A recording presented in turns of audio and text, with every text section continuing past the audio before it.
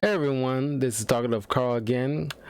Uh, just coming off of the Mortal Kombat. Let me fix this. So adjust this a bit.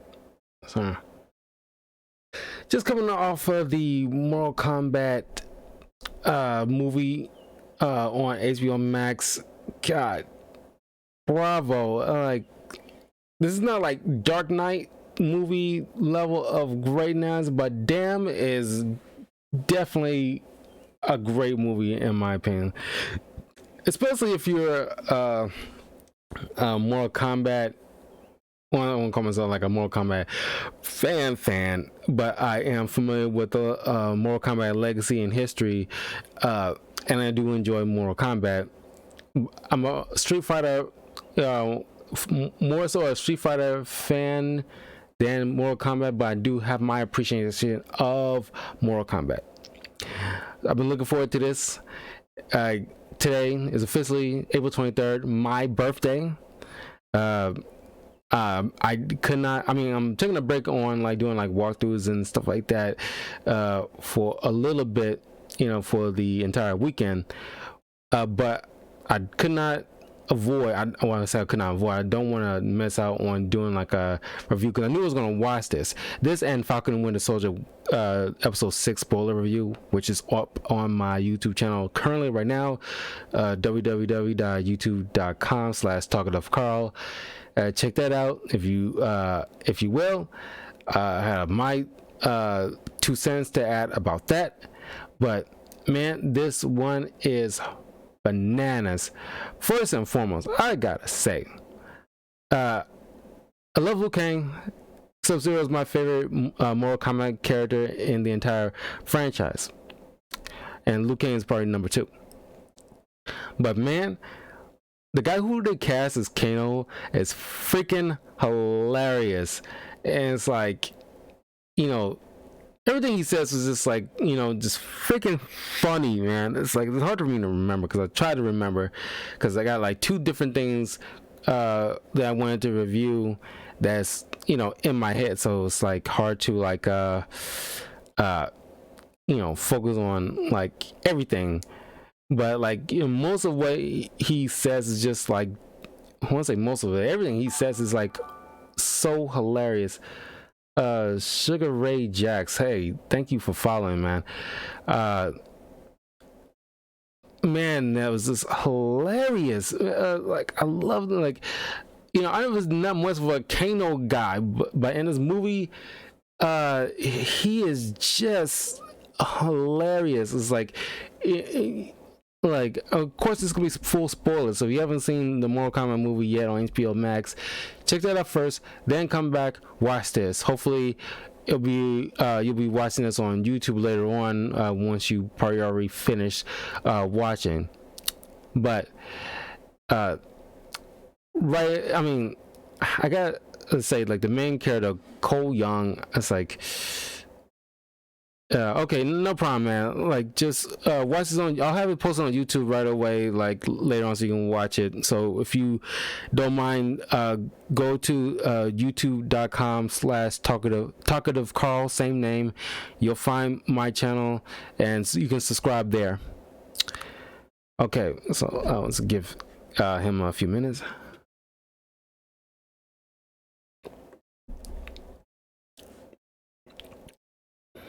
But yeah, Cole Young. I mean, like,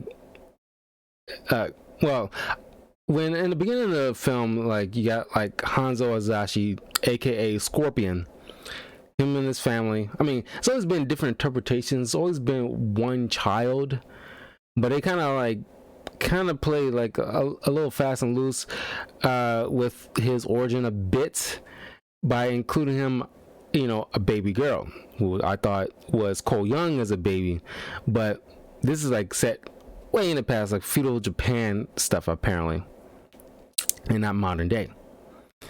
And so in this version, he has 2 children, not just one. Normally, he had one son that died with his wife.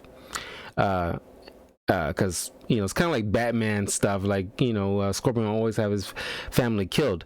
And I mean, he dies too, but he resurrects, which I'm kind of surprised after all these years in a Mortal Kombat game, they never resurrect.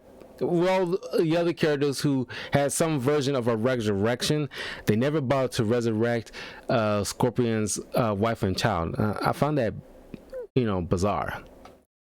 I guess it's kind of like, the Uncle Ben slash, Bruce Wayne's parents. Things like those are like the kind of people that has to stay dead. They cannot be brought back kind of situation. Maybe that's the case. But when his family was killed by Sub-Zero and his Lin Kuei subordinates, he just going on a freaking tear spree, Hanzo. And if you familiar with the game lore of Mortal Kombat, originally how it goes is that Quan Chi, a sorcerer of our world, let's fight for like the evil side of the entire tournament. He has the power to power of sorcery, so he can use magic to change himself into Sub-Zero, and fake the entire ordeal to frame Bi-Han, the original Sub-Zero, who is the villain in this movie, one of the villains of this movie, and kills Hanzo Hazashi, his family, just to get him to come on their side because he was such a powerful warrior, and he and Shang Tsung didn't want him, that kind of fighter, fighting on the side of the good guys. They want that kind of powerhouse on their side, so they orchestrated a kind of thing where they'd be in his debt. But I kind of expected Quan Chi to make that play, but no, this is legit Bi-Han, because this Hanzo Hazashi is part of the Shirai Ryu ninja clan that used to be part of the Lin Kuei, but they kind of defected in a way. So it caused like a years rivalry between the two clans until Bi-Han in this movie, I guess, got fed up, just straight had like bad blood, just like hated Hanzo, and so he just went after the family in his village, slaughtered everybody. But the wife managed to hide their baby away, and Hanzo died after trying to fight off Bi-Han. And the actor, I forgot his name, he's in almost everything, and he's an impressive actor. Forgot his doggone name. I'm not gonna look it up right now, but you know what I'm talking about. You can look it up later. Who's playing him? Matter of fact, I don't want to disrespect that kind of guy. This dude's amazing.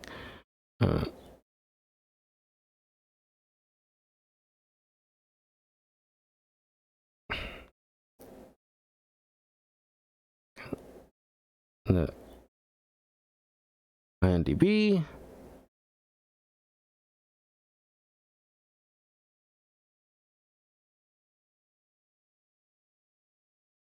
Okay, Louis Tang as Cole Young, Jessica McName, Sonya Blade, Josh Larson as Kano, Joe Townsend as Sub-Zero, Mashar Brooks as Jax, who was originally on the TV show Supergirl for the first few seasons, and he looked like Steve Harvey in this. It was finding that freaking bizarre. It's like, I was already a little off like a Black Jimmy Olsen when he came to the scene when I watched Supergirl years ago, and it's like now, he's not on the show anymore, but now he's like literally jacked to be Jax, and he got his thick ass mustache and make him look like fucking Steve Harvey. He's bald already. It was like, all that stuff. I seen a meme when they Photoshop Steve Harvey's head on top of his body in like a particular scene, and it's like, yep, low key, that's Steve Harvey. Cole Young had like a wife and daughter. They don't really play much. That's probably like, if I had like a weakest link out of everything, it's probably those two. The actresses did fine, but it's just like didn't serve any bigger thing, but just damsels in distresses. Uh, uh, Tadanobu, Tadanobu, Tadanobu Asano as Lord Raiden.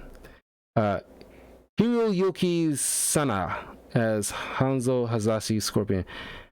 Yeah, Sanada. Yeah, that's his name. I thought I could remember his name.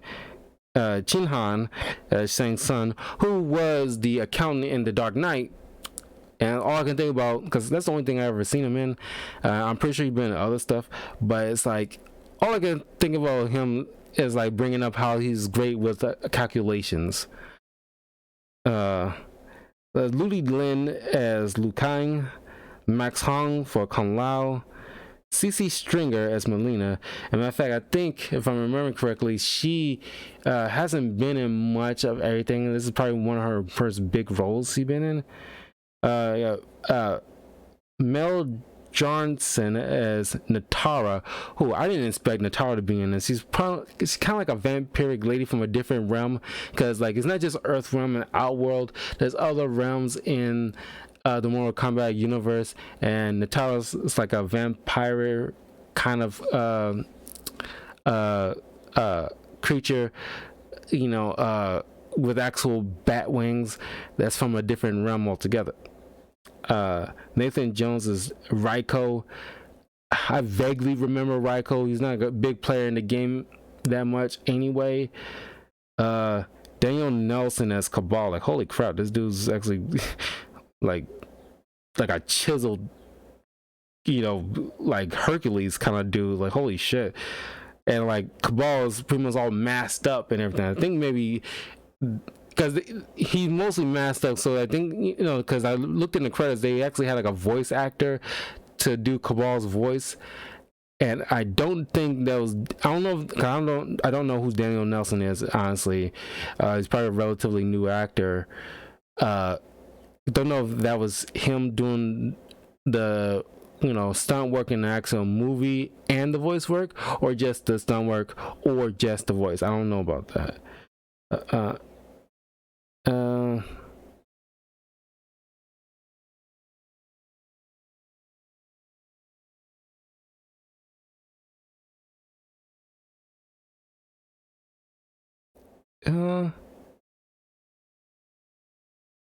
Angus Sampson as Goro.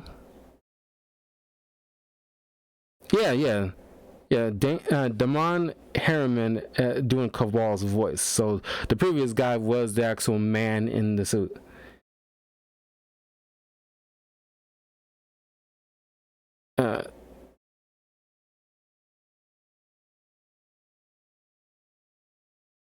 Yeah, I think that's it. It's like, yeah. So those were pretty much like the actors and actresses involved in there.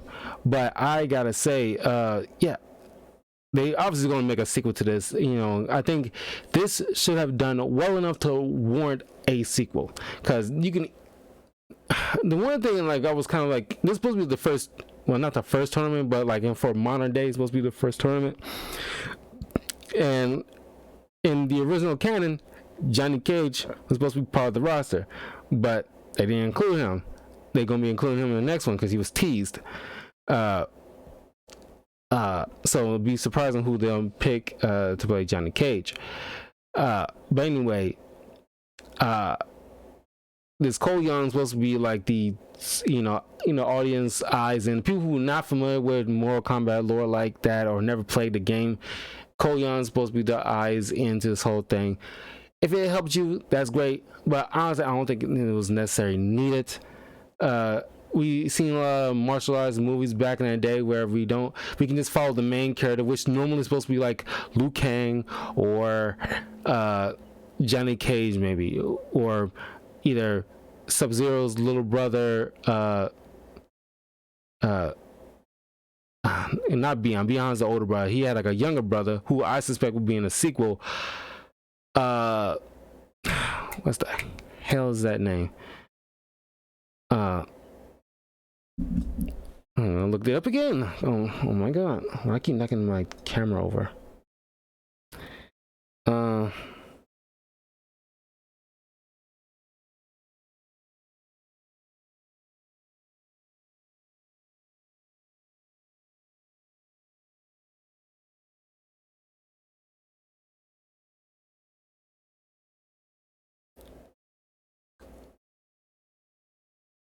Kuai Liang, that's his little brother. I'm pretty sure Kuai Liang will be coming back, will come into the sequel just to fight. I hate having to adjust this. We'll just leave it be. Anyway, he has to probably come in just to seek revenge on his older brother's death. Now I know probably what his older brother's been up to and what he did to Hanzo. That's always been like a for not until in the last couple of Mortal Kombat games when Kuai Liang, Sub-Zero, and Hanzo Azazi Scorpion buried a hatchet, realizing, well, in the game canon, they were being played. Their clans were being played. You know, him and Beyond was being played this whole time, and it's like, you know, we're gonna stop this blood feud. We're gonna like just, you know, we'll have our little clans, but we will like be more cordial and work together and find, you know, broker peace. But in the movie, I'm pretty sure they're gonna like just go with the whole blood feud, not realizing, you know, like it's gonna be like a, you know, a whole thing where like you know, his little brother don't realize what his older brother's been doing. Doesn't believe Hanzo when he's saying like his, you know, brother's a piece of shit. He killed my family. Fuck him, and kind of situation. And they have a thing. But then I was shocked how like you know, they implemented this. You know how they. I kind of wish they actually had the tournament, but it's kind of like, you know, Shang Tsung was pretty much, which is not too far from what Shang Tsung would do, pretty much breaking the rules, you know, behind the elder gods' back. Who are the elder gods, you might ask? Well, in the Mortal Kombat game, the elder gods are like, it's kind of like gods of Olympus in a way. In the Mortal Kombat, you know, canon, they, you know, help, you know, run these different realms kind of situation. And they're yeah, it's kind of like gods of Olympus if I put it into some simplest terms. And like each of these different realms they help run, they're like in like long time ago, they're constantly fighting and there's so much bloodshed, so they finally like pretty much decide, okay, we'll create this tournament. And like if one realm gets 10 consecutive wins, then they are allowed to do wherever they want to the loser realm, pretty much. Now in but they establish a rule. You cannot do anything to break these rules whatsoever. I don't want to go over the entire rules. You can easily look it up. But one of the rules meaning that until the actual tournament starts, you cannot go around and start a fight at all. That's not, you know, it's kind of like, you know, where like they were like boxing and MMA fighting. You know, you can't have like Conor McGregor fighting Habib like outside the ring before the fight, you know, days before the fight, and beat his ass and like let be done, because that's unsanctioned. That's completely against the rules. Well, in the Mortal Kombat canon, that's punishable by death immediately, which I'm shocked that they never, you know, stepped in or said anything to Raiden or like let him know like he broke the rules, you know, get his ass out kind of thing. I'm so shocked that it didn't happen. But you get this. I mean, like Jax always get done dirty because in different variations, there's always somebody breaking his arms off or slicing his off or burning. Like in the game, there's been a version where Scorpion burned off his arms, or Ermac, another Mortal Kombat character, a bad guy, because he had the power of utilizing souls in a way to increase his power, and he used that to just like squish or like just like crush off in a way Jax's arms, or in this case Sub-Zero folds it off, so he can't catch a break when it comes to his arms. But man, Beyond was a piece of shit. But yeah, then they had this little in this thing, this whole concept with the not tattoo, but birthmark of the Mortal Kombat symbol. That's like a twist on how you get the invitation to the tournament. It depends on who the fighters are. Or at least it's kind of like just kind of random selection of how the universe thinks is like a makes a worthy champion to fight in the Mortal Kombat tournament. So well, I won't go back to the whole baby situation. Apparently that was not Cole Young, that was his ancestor, like Hanzo Hazashi's Scorpion's daughter, who was hidden away. Raiden found her, brought her to the monk temple to be raised. She lived her life, had children, and then later on Cole was born in and then in Chicago, around in my town. That's what's up. And then he had a family.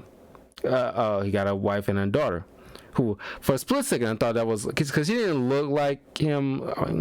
It's like I thought she was adopted, or at least not adopted. I thought like the mother and the daughter, and he came in and he's the stepdad. I thought that was the case. I didn't think that was legit her. I didn't think that was legit her their kid. But anyway, the whole birthmark thing, that was like a whole new thing, just to establish like, yeah, that's your invitation. But Sub-Zero came like a straight up slasher horror film kind of situation. He just shows up and like straight up like just trying to track them down, because if you got a birthmark, your ass is grass. They because Shang Tsung's sending out like pretty much Sub-Zero like a hitman to just kill all the fighters before the tournament even starts, so that way they win by default. Which, if like I'm about to say, like, if you do that, you want the birthmark just go to some other random person, so the other team will still have fighters. But no, they established like because it happened to Sonya when she in the end killed Kano, because she didn't have a birthmark, which it's kind of funny. You didn't have one of the iconic Mortal Kombat characters don't have a birthmark to be invited to the tournament. But the when she killed Kano, he had a birthmark, but because Kano didn't have a birthmark initially either, but she was tracking him down because he's like a arms dealer / terrorist kind of guy. She was tracking down somebody because her and Jax, who I'm surprised are not working with like a bigger organization of the special forces, they're just kind of like a two-man crew kind of thing. I kind of like when it's very like it's kind of like almost in a way like how John Wick was, the first John Wick movie, how like kind of like not like a big budget kind of thing, not much was thrown into it, but it was like small enough where you can get what you want out of it, but they didn't blow their wad at the same time, you know what I mean? They sitting there like when find out all these different like hieroglyphs and cave paintings and like all these little images and books and tablets of like each generation. There's always something popping up called the Mortal Kombat, and like when she was checking out all these little fighters that had these similar birthmarks, Kano killed one of the guys. He came in late, killed one of the guys that she was shutting down. She pretty much had him locked up and held hostage. until Jax found Cole. And when she eventually killed him, his birthmark just transferred over to her because the birthmark he had, the guy he killed was his. So it's kind of like whoever. It's like a you know, I don't know what you actually would call it, but it's pretty much like it's just whoever takes you out, you get the birthmark. But I guess if the other people of the tournament who's already in it, who already has a birthmark, kills you, then I guess that's it. There's no immediate. It's kind of like I thought it was kind of like the way the Green Lantern rings work, where it's like if a Green Lantern dies, the ring they have flies off, finds the next person who has great will, and there's always be a roster of Green Lanterns no matter what. But I guess it doesn't work that way. Then I was surprised that I saw Cabal and Narina or Nirvana, and this is like that caught me by surprise. They kept that on the wraps very well. I thoroughly enjoy the fights here. It's not like something you've seen like in like a Bruce Lee film or even with John Wick, where it's like so few cuts. But I still thoroughly enjoy the fights. It's like this is a legit good video game movie. You know, it's like I'm thoroughly impressed. Like stepping that game up. I mean, they always stuck that game up with like the Tomb Raider reboot. I did enjoy that. The Sonic movie, I did enjoy that. Detective Pikachu, I really enjoy that. And this one is very good. Also, like, because you finally got people who are fans of these properties stepping in and doing the writing and the directing and know what the fans want and still service the twist. Like, you know, they still add in certain twists like the whole birthmark thing and everything like that, but they don't miss out on the core thing that we like about the franchise. It's like because you got actual people who are fans of these things and do their research. But yeah, Liu Kang apparently was looking for them while Sonya, Kano, and Cole was looking for Raiden's temple, who they found out was throughout the generations through their research, fighters of Earthrealm always go there to train. And they come up with this thing. Well, before I get to that, reptiles show up, and they made Reptile look like a legit, big lizard kind of situation. This is fine. There's been different interpretations of Reptile over the years. I kind of expect them to be like in the MK 10 and 11 game. Well, I don't think he's in 11, but in the Mortal Kombat 10 game, he still has that, because in the first the first few Mortal Kombat games, he was just like a palette swap of what Sub-Zero and Scorpion used to look like in the very older games. But over time, they became a little more distinct, their own little thing. We also have that little palette swap. He like in the game, Reptile still has like a version of like a ninja garb, but you can still see like a lizard humanoid face. But in this one, he's a legit lizard. But then you get to see like all three, Kano, Cole, and Sonya fight this dude and have to deal with the fact that he's invisible. And then I just love Kano when he's in just like, I thought he was like, I think there was like in the trailer I seen him do like rapid punches on the dude. They completely cut that out in the final product, and he just like got this knife and just like cut up in Reptile's chest and drove his fist through it just to pull out Reptile's heart. And he's like, Kano wins, you fucking beauty. It's like, I like that line. I don't know why I like it so much. I just love that line. Kano has a lot of impressive lines in this. He's definitely a stand-up. I bet you he's gonna be a stand-up for a lot of people. And they meet up with Kano. I mean, like Liu Kang in the desert while they was trailing, trying to track down the temple, which Kano only been close to finding it, or he did find it, but didn't bother to do anything with it. But they bump into Liu Kang. He brings them to the temple. When they meet Raiden and Kung Lao, so they're all trying to help them generate their Kana, which it's kind of like very Harry Potterish, where it's like, or like kind of like Star Wars is, where he's trying to get you to learn to find your inner power in order to help you in these fights, because you're dealing with somewhat supernatural people here and there that can easily take you out, no matter how skillful a fighter you might be on Earth. But this kind of thing is like in Kano, or just Kana. I think it's something else, but it's got the word Kana in it, so I'm just gonna call it Kana. So you gotta find this Kana just to. It's kind of like a BS thing they made up, because it's not a thing in the game.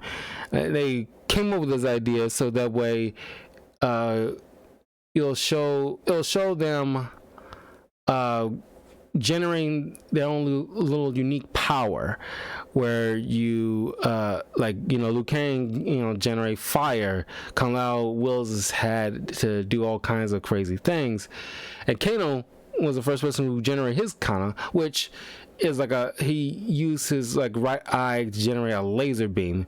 But in the game, he has metal circuitry on the side of eye that was usually is damaged in certain cannons, and so he has machine implement thing that generates the laser eye beam itself. But this, he just generates it, kind of like a mutant power in a way. That's how they treating this. It's kind of like mutant powers and stuff. Something like, mostly they just, well, it's not too far-fetched. I just didn't like the fact that, because definitely Liu Kang, coming with this more mystical sorcery kind of thing he taps into, as with utilizing chi and stuff like that. But, it should just do it just because to do it. But I guess people who are not familiar with the games want something to latch onto to make it make sense. So I'm not gonna trip too much over it. They still got it, despite the different take they. It's kind of like how Sam Raimi Spider-Man, instead of having web shooters, Peter Parker invents, he just generates it on his own body. It's crazy. It's not part of the canon, but we can actually look past it. It's not too bad. Of course, when they brought in Cabal, which I didn't know Cabal was in this, I'm glad they brought him in, because they need to find a way to get Kano to portray him, which shouldn't be hard because he always portrays everybody. He and Cabal had a history, which something that Kano did to land Cabal into this this little respirator type of suit thing, but he also generates super speed.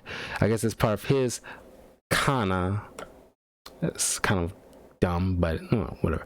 But he convinces him to let down turn off this barrier that Raiden pulled up just to keep them from entering their sanctuary, essentially. But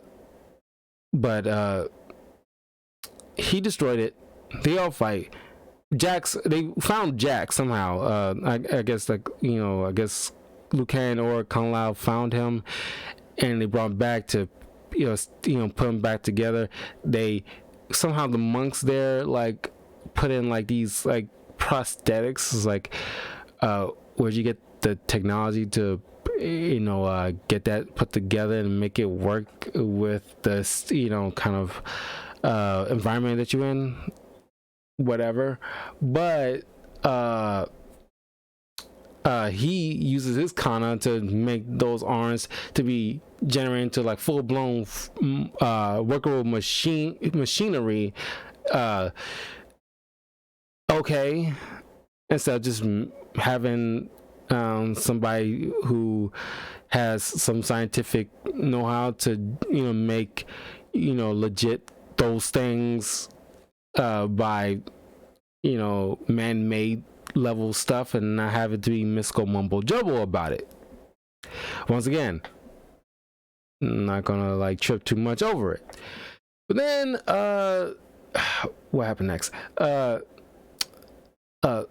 Everybody starts fighting, but before that, it's like since like Cole's like feeling left out because he couldn't generate his kana, doesn't know what it is.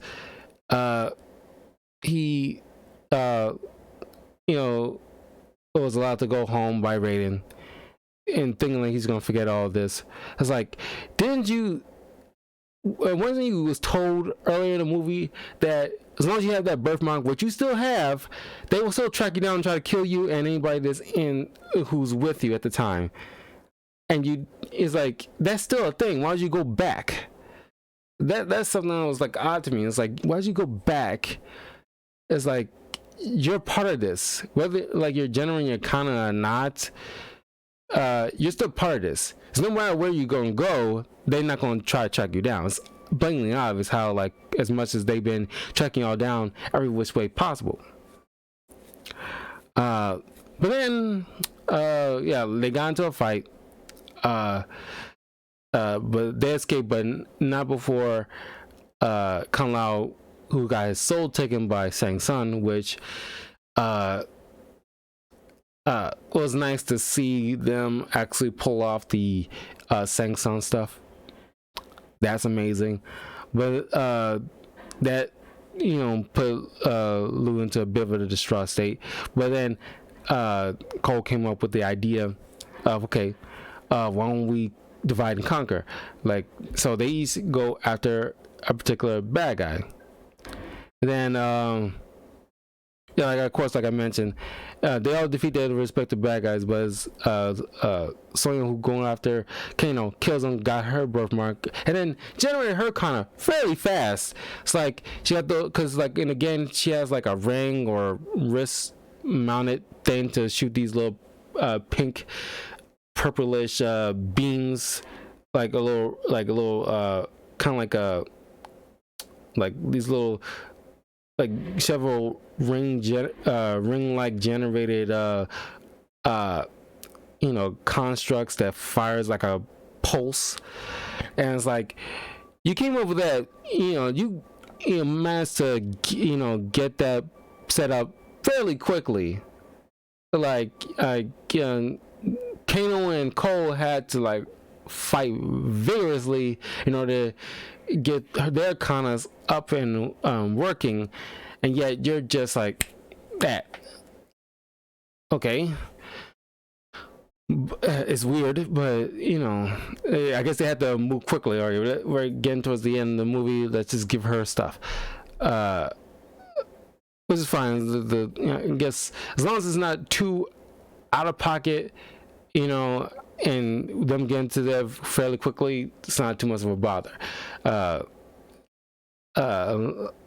long as they didn't try to give any kind of BS excuse about it to make it worse. But then, Goro up against Cole, that was kind of fun. Usually it's Johnny Cage who goes up against Goro and beat him, but this is like really like deserved the R rating. The fact that Cole got his little kind of that makes this armor like body armor kind of thing that absorbs damage, which they kind of hinted at earlier in the game. I mean, earlier in the movie, where it's like constantly like to take blows instead of like actually getting in there and duking it out. And then the armor generates these tonfa like weapons. It kind of reminds me of like the Killer Instinct character, Black Orchid. yeah, Orchid, who had these tonfa like things uh, that he uses. Got kind of like bladed edge to them. He used to slice open Goro's stomach and then shove him into his eye sockets, and it's like you see all his intestines spilling out and falling on the ground. I was like, yep. Freaking Mortal Kombat. They're utilizing the fatalities, especially when they reference them, like when Liu Kang beats Cabal. It's like like a fatality. And then when Kung Lao fights Narina or Nirvana, and then use his like hat like a bus, like you see it a lot in the games, that he uses a slicer in half. It was so cool. That's one of my favorite fatalities here. And he's like, Kung Lao wins. No, he didn't say that. He's like, flawless victory. It's like, and then Kano wins, or flawless victory. And then Kung Lao was like, fatality. And it's like, yeah. Like we're in the Mortal Kombat universe. Like, we're embracing the whole entire like craziness of it. So cool. Then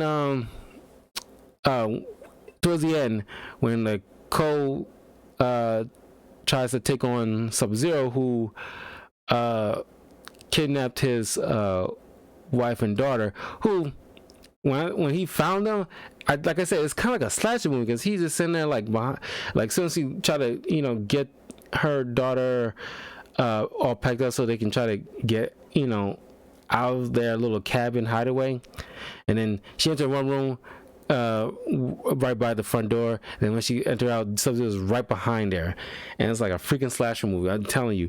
And when they, I think this was like because the little gym that he was fighting earlier in the movie, I think that's where they was at, but it's like everything's all like frozen solid because they was in like the octagon area, so yeah, they was definitely there, frozen to the gate of the octagon. And then like he was obviously losing the fight against Sub-Zero, but then of course when Raiden brought up earlier in the movie that he was a descendant of Hanzo Hazashi Scorpion, because he handed him like a kunai blade from his rope dart that was his.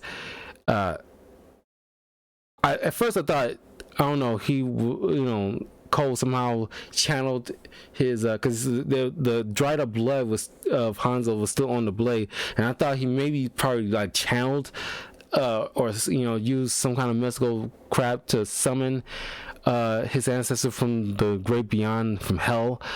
But no, it was Raiden low-key interfering, but not interfering at the same time by just bringing an extra fighter in a way. And like Scorpion returns, and it's like got that rematch between Sub-Zero and Scorpion, and it was awesome. It's easily my favorite fight out of the entire movie. Like, there's a lot of good fights in this movie, but that's definitely my favorite, and I bet you it's a lot of people's favorite too.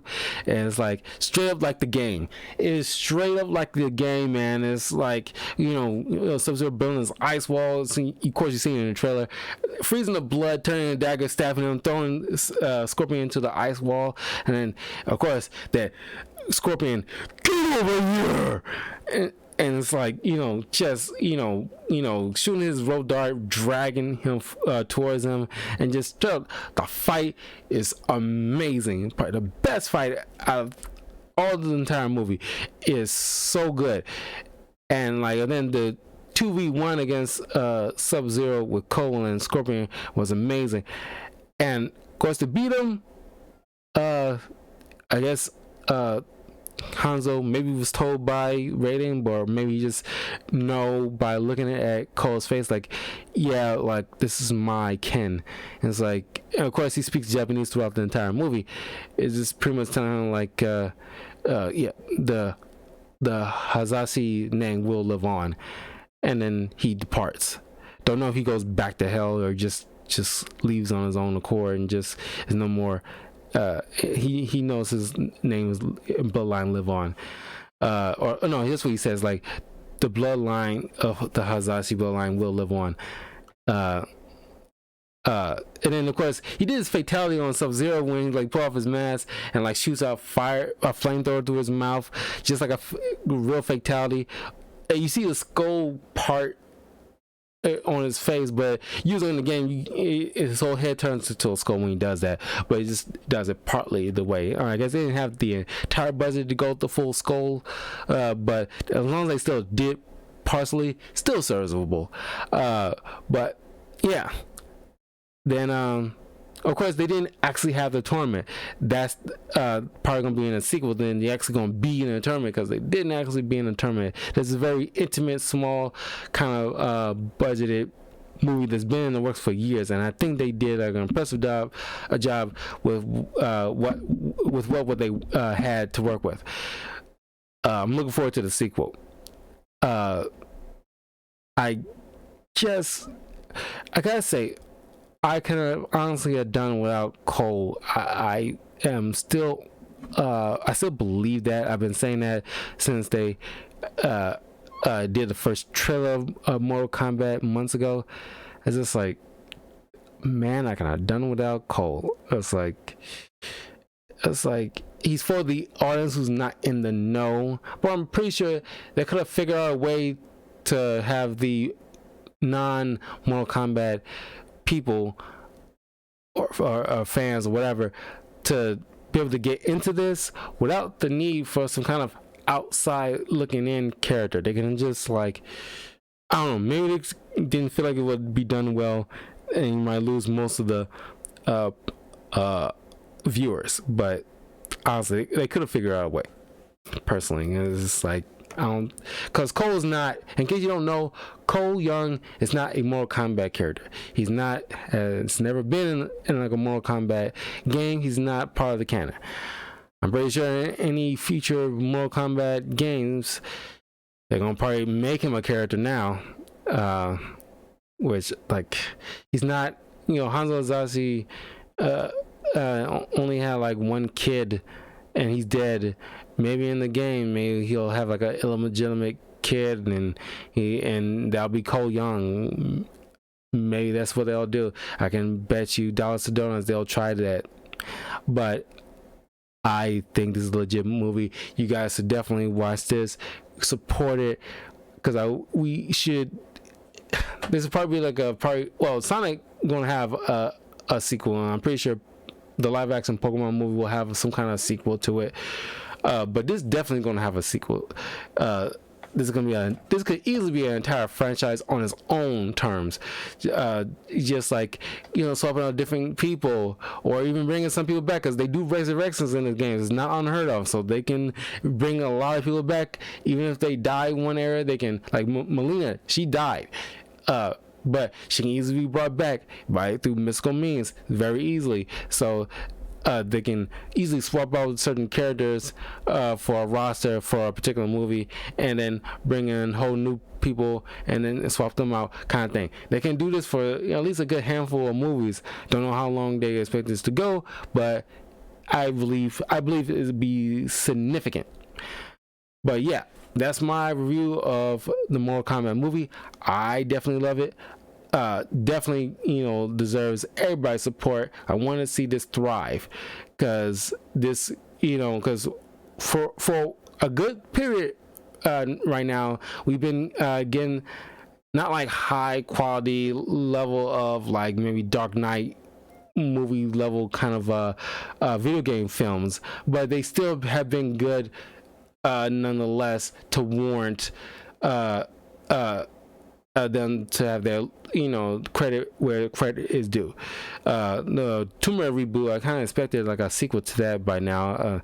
Maybe they didn't do as well, but I think I have a soft spot for it. I think it's a legit movie, because like the Angelina Jolie ones, even though they were fun, they didn't stick totally true to the Tomb Raider stuff. They're kind of like off-brand Indiana Jones.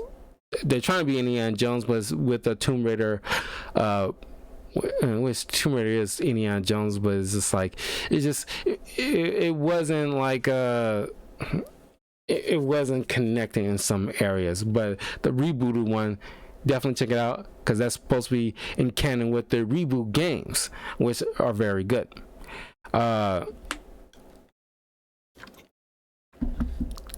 I said, Detective Pikachu, Sonic the movie, and this one definitely are, Hollywood's definitely on the right track. If they, as long as they get in people that are fans of this, and in the writer's room and in the director's seat and the producer's seat, we can have legit movies based off of video games. If there's care behind it, and not just like another whole Super Mario movie fiasco where there was like throwing crap at the wall, or at least not taking it seriously or understanding the property. So yeah, don't forget to leave a like, comment, subscribe, all that good stuff to Talkative Carl on YouTube, Twitch, and Twitter. And definitely check out my Patreon. I recently started, www.patreon.com/TalkativeCarl. I started a new Patreon just to build a community between you guys and me. Since I've been recently getting like a fair more subscribers and followers in the past couple of weeks, you guys have been amazing supporting the YouTube channel of the same name, Talkative Carl. Subscribe there too as well. But hey, Daniel, but I would appreciate you guys' support, just to allow you guys to, tell me what certain things that you would like for me to review. Go to my Patreon, do whichever one of the 3 tiers that feels comfortable for you, so that way you can like offer an idea. Then I will definitely do an on-camera review of it for you guys and give you a shout out. It'll be on early access for the Patreon members first, then days after I'll put it on the YouTube channel for everybody else. But I will just go on the rest of my weekend, enjoying my birthday today, so it won't be I'm finished, Daniel. I'll have this posted on my YouTube channel so you'll watch the review in full. But if you haven't watched the Mortal Kombat movie yet, watch it first before you checking out my review, because I don't want it spoiled for you. But I'm just gonna go ahead and enjoy the rest of my birthday. I will see y'all next week for more walkthroughs and stuff like that. And take care, be safe, and I love you all. 3000.